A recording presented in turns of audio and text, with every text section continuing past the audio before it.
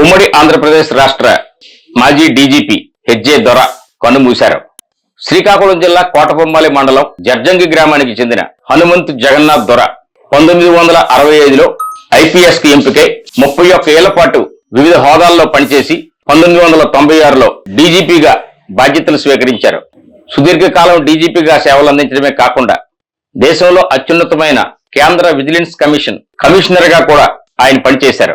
నరసనపేట తొలి శాసనసభ్యులు హనుమంతు సత్యం దొర కుమారుడైన హెచ్జే దొర తొలుత స్టేట్ బ్యాంక్ ఆఫ్ ఇండియాలో కోటి బ్రాంచ్ హైదరాబాద్ లో క్లరికల్ ఉద్యోగాన్ని చేసి తదుపరి ఐపీఎస్ కు ఎంపికయ్యారు. దివంగత మాజీ పార్లమెంట్ సభ్యులు బొడ్డేపల్లి రాజగోపాలరావు కు ఈయన మేనల్లుడవుతారు.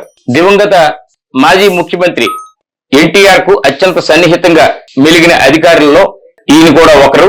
అలాగే ఎన్టీఆర్ పరిపాలనా విధానంపై ఓ పుస్తకాన్ని కూడా హెచ్జే దొర రచించారు. భగవాన్ సత్యసాయిబాబాకు అత్యంత సన్నిహితుల్లో ఒకరైన హెచ్జే దొర సత్యసాయిబాబా ట్రస్ట్ కు ట్రెజరర్ గా కూడా సేవలు అందించారు.